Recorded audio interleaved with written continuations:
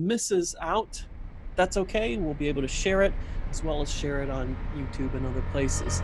So this is Justin Dunn, and I am here with Audra Christie. Now, Audra Christie is what's called an executive coach because over her career, which has been at the highest levels in corporations, she has now transitioned into her own thing. And that means she can help you at work and in life to develop what's called executive presence. Now we're going to find out more about what that is, along with a few tips on how you can augment your presence.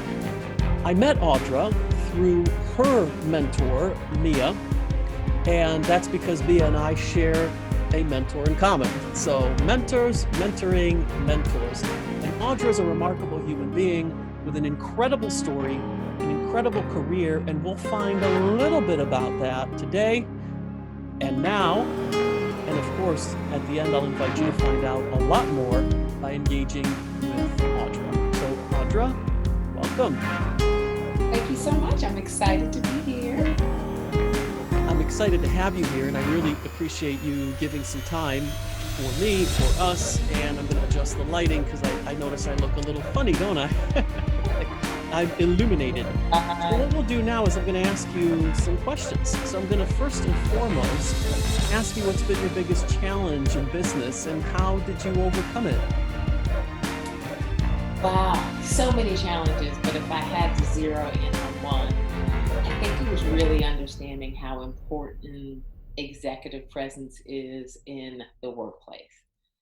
Most of my internal customers have been at the C-suite and above, and I also I lead teams around the world. And I've noticed that if you don't know how to show up in the right way, if you don't know how to use your voice in the right way, it could be detrimental to your career. So I knew I had to quickly search out for a mentor at the C-suite level just to kind of be the person in the room holding me accountable. But I think what people will learn from working with me is that you have to start thinking about executive presence when you wake up that morning. It starts with a mindset shift and a reset. And before you even get to the meeting, you already need to think about how you're going to show up and what does that mean. That's really interesting.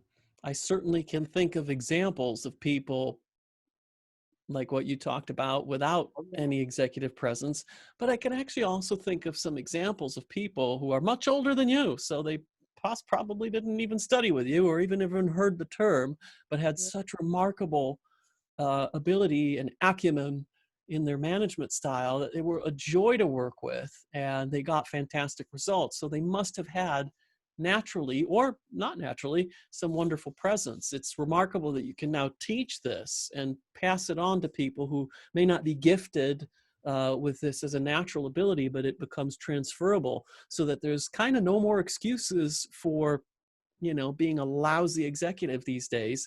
And I happen to be a member of something called the Institute of Leadership and Management. That's a fancy UK, because I reside in the UK, fancy group for exactly what it sounds like, leadership and management. And the values that they stand for, the teachings that they offer are wonderful and remarkable thing. One thing they don't teach, though, is those skills that you're coming in with. Potentially, you should do a webinar for them one day so that they could actually add that to their, offering, because they offer some of the skills. They offer, coaching skills. They offer this. They offer a lot of wonderful and amazing things. But this side of things is brand new.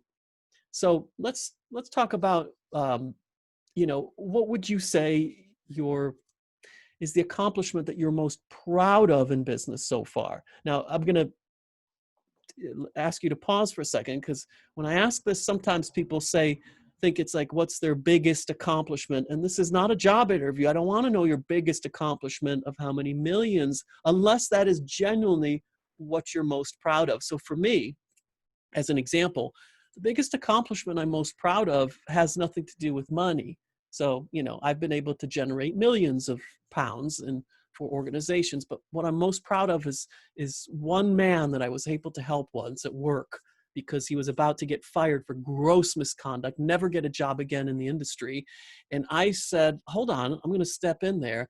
And, within a couple of weeks, he was the highest performer on the team.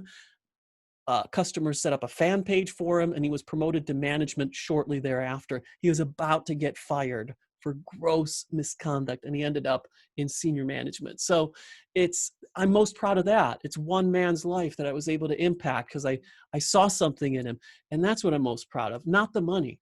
And so for you, it might be the money. I'm not trying to dissuade you from that, but what I'm asking specifically is the accomplishment that you're most proud of in business so far. Yeah, and similar to you, there was a young lady that I met about 6 years ago, and she was on my team. And I knew that she had a deep level of competence when it came to merchandising. I knew that she was really the glue across the HR team, but she was invisible. And she was invisible because, again, I don't know why we do this in our world. Either we tag ourselves as extrovert or introvert. And she was an extreme introvert. And I got promoted over the function, and I knew that I wouldn't be successful without her. But I knew coming into the role that because she was an extreme introvert, that people didn't take her seriously because A, she wasn't a great test taker, and B, she just wasn't one of those loudmouths, right? Sometimes you go into corporations where you think if you're good with a microphone, then you have a level of gravitas that's just, oh my God, this is the cat's meow. And that wasn't her strength. And I knew that if I was able to unlock just the good, the confidence, showcase her competency in a way that was beneficial to the organization, but more so, just give her an opportunity to be herself, then I can overcompensate for the things she's not good at. And we worked and we worked. And I mean, what a turnaround story. I worked on her executive presence. She just blossomed to this person that they're like, oh my gosh, because I let her be her. And one of the things as a leader, this is a leadership tip, play to people's strength. Let's stop all this nonsense about, oh my God, let's, play to their weaknesses. Play to people's strengths and either find other people or things that could make up for the deficit. So I'm really proud that she was able to find her voice in so many ways. That's remarkable. You helped her find her voice. So for all of us who have in the past felt invisible at work, and funny enough, on LinkedIn, there's this feature about, mentoring and giving people advice. And so I scroll through it every once in a while and offer some, just advice whenever I can. And one thing which I didn't offer, because it's not something I do, it's what you're doing, is I saw someone saying that, how do I gain visibility at work? How do I gain? And this is a common question that I see people there when they're lost in this big pond in a giant corporation like Experian or whatever. And it's like, well, how do I get visibility for what I do? I do put a lot of effort and heart into my job, and I'm invisible. And I think that is an interesting point that I would add to your offering, is that it's not just about executive presence, it's about managerial visibility. Mm-hmm. Yeah, Because encourage. exactly. And I think that's a fantastic thing, because so many people out there just feel invisible at work, unrecognized. And then how does the performance evaluated when they're not the squeaky wheel, because that's just not who they are. So how did having a core strategy play into achieving this accomplishment? Because I always knew, so there's two things here, that I have what they call gravitas, right? That it factor. So, and I've been told this and I've learned to believe it. When I walk into a room, I have presence. And while I'm not the squeaky wheel, I do have a level of confidence in my stature, on how I present myself, how I engage with another person. And then the second thing that I think has definitely helped me in terms of my strategy is I know how to connect with people at the heart. So when we talk about networking, there's a book I'm working on called Connect Beyond the Fleeting Hello. Like, you have to figure out how to connect at the heart. And I'm pretty proud of myself. I was doing some reflecting over the last couple of weeks, and all of the executives that I've coached over my many years, I'm still friends with them. Like, we connect often. And one of the things, which is another tip I'll offer, is think about networking as an extension of those relationships outside of the workplace, and always end or start your conversation with, how can I help you? So I never call them up saying, can you get me a job? I never call them up saying, oh my gosh, I may get, laid off. What can you do? Because they know about me because I connect with them monthly. I send them, whether it's a male or female. If it's a male, I send them Father's Day cards. I don't send holiday cards. Or it's a Mother's Day card, right? I understand their kids. They know what I'm good at, they know what I'm not good at, and they become references. So I knew I had like those two things.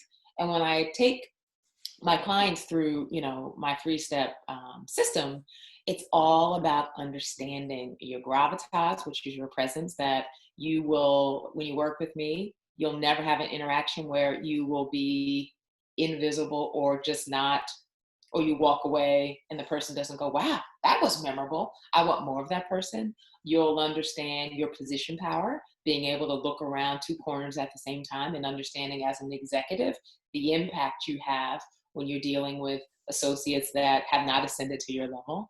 And then I also work with them around just performance, right? Like, you have to be able to perform at the highest level. And if you don't do that, if you don't have a team that believes you, or you're visible to your team, then you're just not going to go far. So those strategies have really helped me to fine tune what are those 3 things that I know I'm good at, that I can teach people. But most importantly, you have to be able to connect with people. Because again, people work with people they like, they connect with people that they like. So I always try to think about, okay, if I'm connecting, then how am I communicating? That's wonderful. And there's a thoughtfulness in that. And Yes. it may be a planned thoughtfulness, because you send the cards and you must have a method of keeping track of all of that and getting alerted to it. But there's a thoughtfulness to that. And whether it's planned or not, that's something that's greatly missing in our society today. You get alerts on LinkedIn, you get alerts on Facebook for people's birthdays and all that. So of course, everyone gets their wall loaded with happy birthday messages. But how many people get a card in the mail? I don't think too many. And so it's a level of thoughtfulness that transcends just, well, you're just a business relationship, you're just a transaction. And there's a lot of talk out there with some people about transactional versus relational. And I know that Dr. Terry Levine, who's one of my mentors and Mia's mentors as well, talks a lot about that, it's about relationships. It's not about the transaction from this one customer. And if you look at it in that limited way, that's limiting. But there's also, on a global scale, there's transactional economy. And unfortunately, that's the way the world is set up. So it engenders in us this, this almost like effortless way of being where we think transactionally. But that's Yeah. because the economy is set up that way instead of a relational economic setup, which Right. may be transitioning soon, who knows? But the point is that we have to actively choose to operate at that level, because inertia will just take us into this sort of transactional, what's in it for me? How can I get something out of you? I tell people, my advice on networking, and the reason I've been pretty good at it is because I just don't go to a networking event to get. I go to give. I don't go Absolutely. to get. I'm not even, I don't care if I leave there with zero, with nothing, not even a business card, I'm fine, because I've gone there to give to people, not just to give them a business card, but to give them something of value in every relationship and every interaction that I have, because it's, again, a relationship. I end up friends with most of the people I work with. And I know some mentors like to say, well, actually, I'm not your friend, I'm your mentor. I shouldn't be your friend, and all that kind of stuff. Yeah. But on the other hand, I don't know how to hold that back, because I do something wonderful for someone. I actually care about them. And then it's like, well, I care about them holistically. And, the best example of that is my recent folks that they had a business thing happen that was wonderful. But unbeknownst to them, some of their personal relationship improved as well as a result of those actions. So I impacted their relationship as well as their, business. And so we end up friends. We end up wanting to Yeah. spend time with each other that's like away from the professional. Yeah. And I Yeah. like that. I like that we can trust each other at that level. And that doesn't mean exploitation. That doesn't mean, freebies galore. What it means is that, we're friends and, we make money together, and that's cool, because we help each other out and we develop that. Sometimes is there bartering? Heck yeah. Because that's a Yeah. cool thing to do, is to barter with people. I've got something valuable for you. You've got something valuable for me. Wonderful. And that, I think, is the way that relational economics will play into it. Absolutely. So thank you Like for there's a sharing. level of intentionality. And, Mhm. I've carved out a nice group of my personal board of directors. And this is just, I think, one of the most wonderful gifts I can give to you all listening today. People like helping each other. Other executives love when you solicit their advice and you listen. You can't just say, okay, what do you think I should do? And then they tell you, and then you don't go do it. Like you really have to, as our mentors say, you have to be an implementer. But people love it when you come to them for advice and you thank them for the advice and you tell them that their advice worked. They love it. Oh gosh, of course they do. Who They doesn't love love it? it. Well, okay, your sociopath isn't going to like it, but Absolutely. your normal people are going to And- love helping you to achieve something. So, what are, 3 to 5 key skills, moves, techniques that protect against failure? Now, I think you already shared 2 with us, so it's up to you how many more you go, but protect us from some failure here with some moves, some techniques, some skills before we move yeah. on. So as our mentors teach us, right? This doesn't work if you don't do all the moves, right? You got to make all the moves, right? But I think when it comes to executive presence, you have to really come clean with yourself. And you need to tell yourself, do I have it or not? I think you know enough people that when you look at them, are they charismatic? Do they just have that it factor? What makes people go, wow, I really want to be around that person? You have to start studying the people that you want to emulate in terms of behavior and executive presence. And I talk about that in my program as well. The second thing, when I talk about position power, how many times have you come across an executive or a CEO that thinks they should just walk around the building? Okay, that's a big no-no.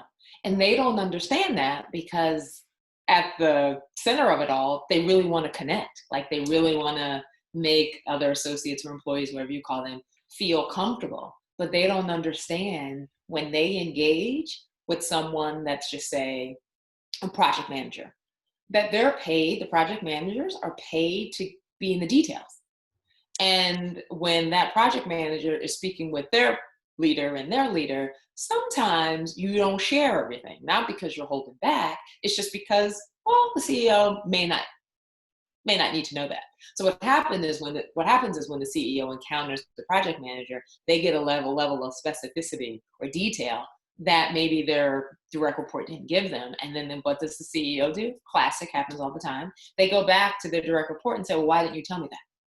So you got to understand the importance of position power. And I'm using extreme CEO and project manager, but wherever there's a gap, whether you're 1 away from the top, 5 away from the top, you have to understand that when you enter a room, everyone thinks you're the CEO. So you just have to be mindful of that. And then the last thing I would say is a lot of this is preparation before the interaction or before the meeting.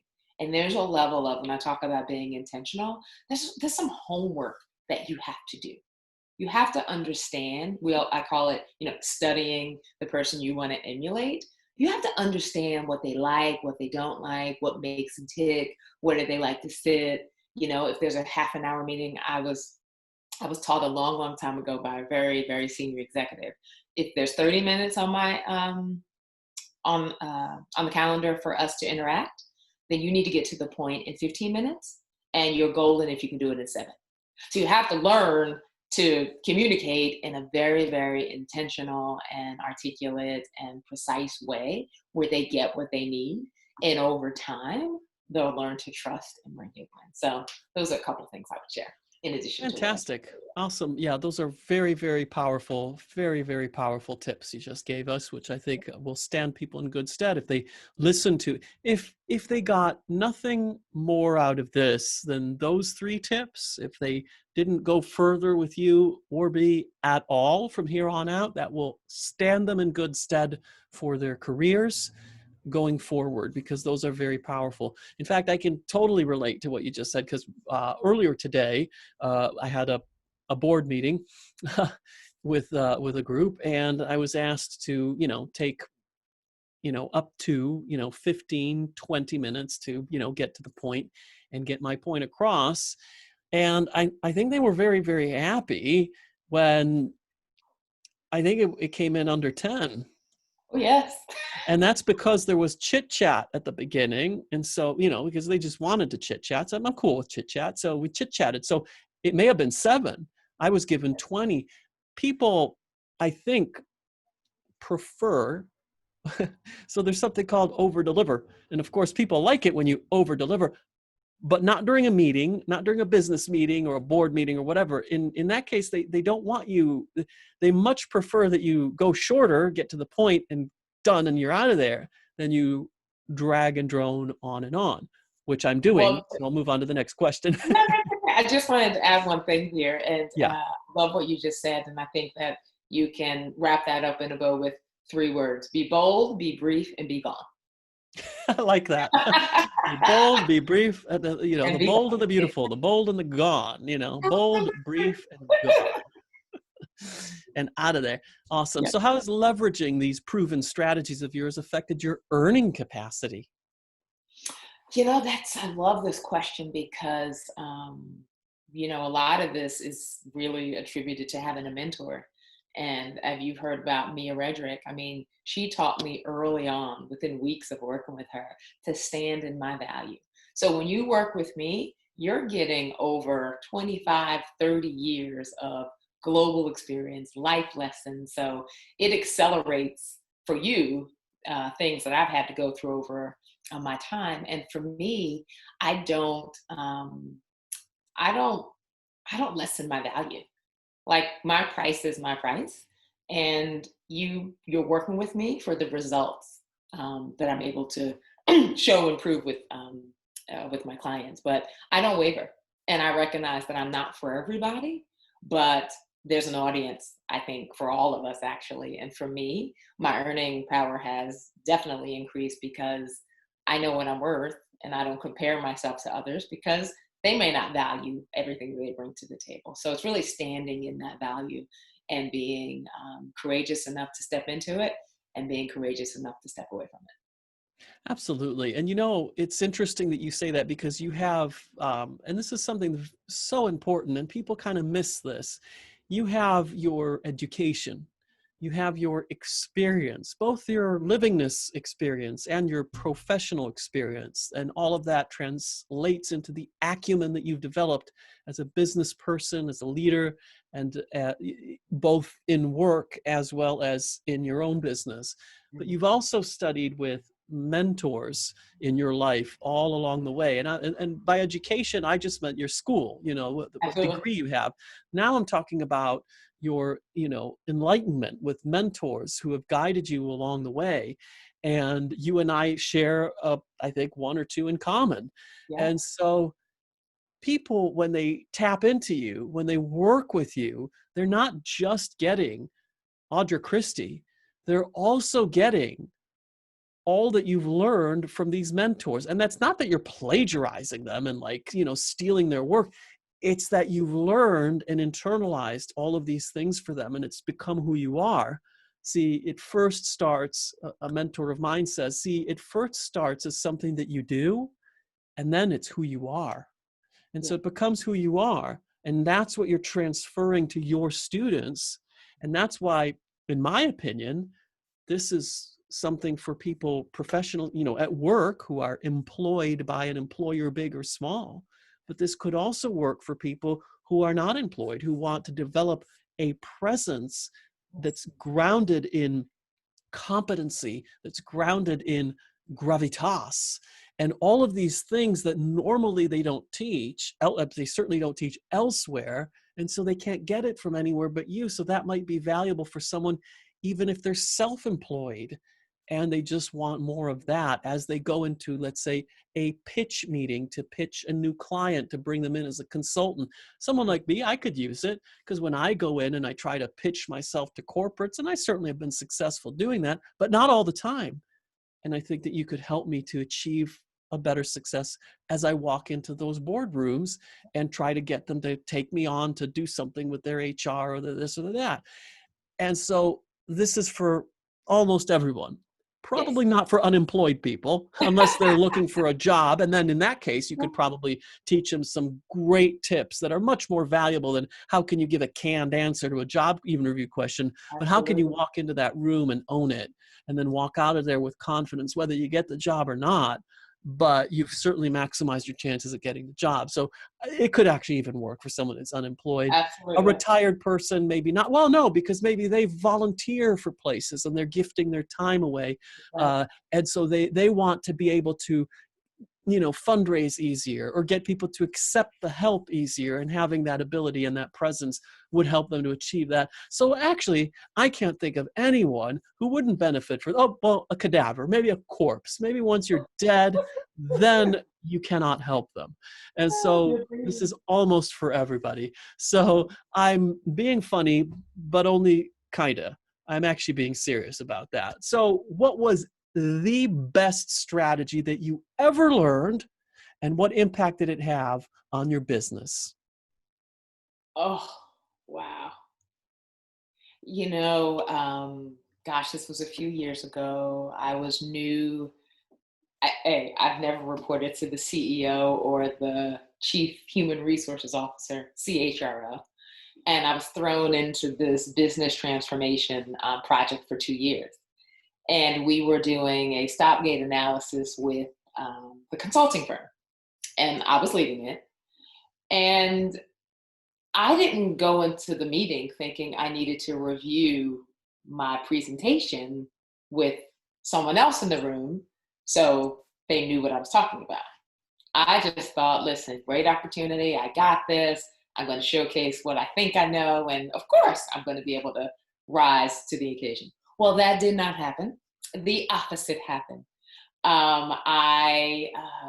were talking about some finances, and I'm a finance major. And when the CFO asked me the question, I inverted the numbers, but on the paper, they were right. So, anytime you're in a executive meeting and you're asking for money, which was like 13.9 million for this 2-year project, of course, they're going to do everything to try to say you can't have it. And when I inverted the numbers, the meeting went completely south. And I was frozen inside, but there was nothing I can say because they had already latched onto that number. And for me, once they hear it, you really can't recover in the moment. So of course, I stood there and I took it, and I left the meeting feeling like deflated. My career is over. But an executive pulled me aside and said, "So, let's talk about what never again happens. No, what never again looks like and sounds like, and never go into a meeting." And I'm just going to talk about a corporate meeting, but I think it's just a meeting in general, without the most senior person or another person knowing what you're going to speak about. So if there's a moment where you're frozen or you don't know, someone else can come and save you. And I say that because I was able to develop an even deeper relationship with the CHRO that knew, I was green. I didn't know, but it taught me, if that's not my specialty, don't present it.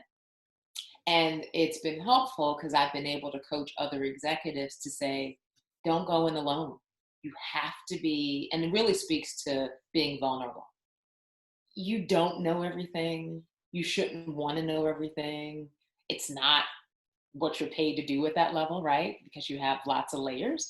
But someone else needs to know what you're going to speak about. And it changed my life. And I never, from that day forward, went into any meeting without having some kind of consult, regardless of the topic, regardless of the audience, just to know I had someone else in the room to have my back. And it's Wow, just, that's monumental and transformational and shifted my mindset in that moment.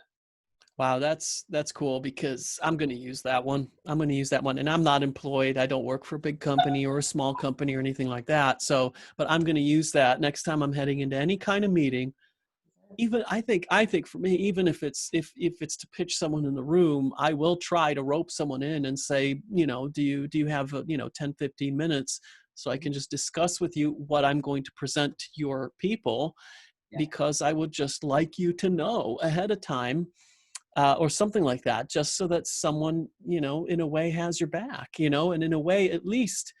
And you know what? If they're planning your downfall because you've shared that with them, well, you dodged a bullet. You don't want to work with people like that anyway. So I think either way, it's a beneficial thing, whether it's someone to have your back, but to share that ahead of time, I think is brilliant, because especially in the corporate world, but even the non-corporate world, just so that someone there can help you recover just in case.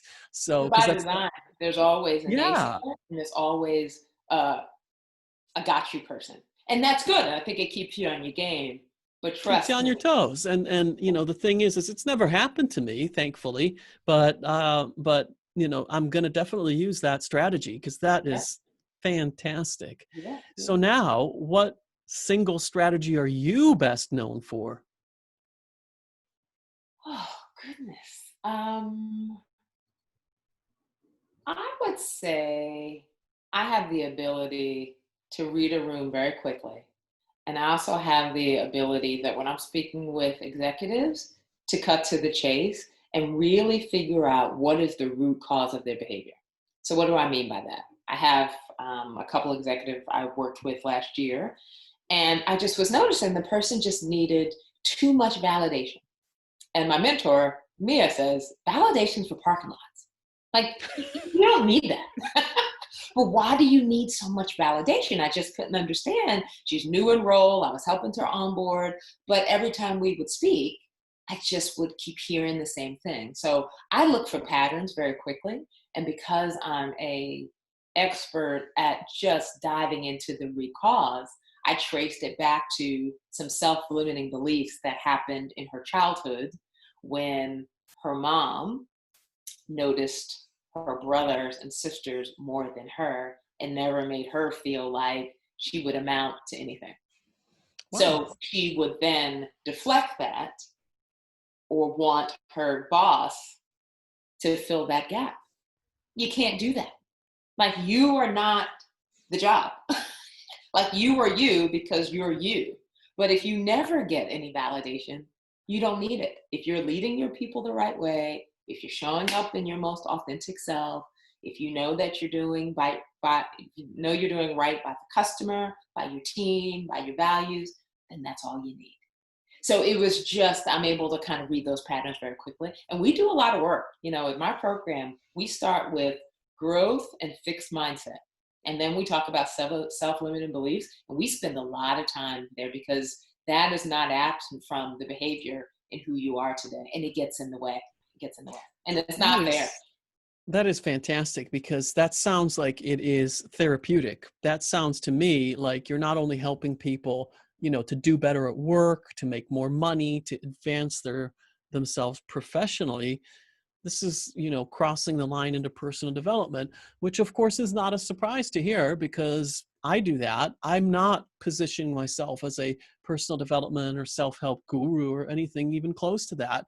It just so happens that there are certain, you know, blockages, let's say, in business that you can, there is no other way to solve it other than to remove the mental blockage that is in the person who is influencing that particular Right. system. And by doing that, everything else becomes easy. It becomes downstream. So I think that you are inevitably crossing the line into that, because how is somebody going to develop executive presence when in their mind they're thinking that their boss is mommy, you know, That's right. Or and it's dad. just, Or dad. you know, or daddy or whatever, when it's never going to happen that way. And if it does happen that way, it's sick and it's dysfunctional and it will end up in a bad way. And so for people to understand that they're enough, as long as they're, ethically doing the right thing and not shirking their job responsibilities, then I think you're you're helping people on a level that is, not surprising, but it is definitely not necessarily expected to have gone that far and that deep. Right. So before we wrap it up, I want to ask you, what's the number one strategy you're implementing in 2020?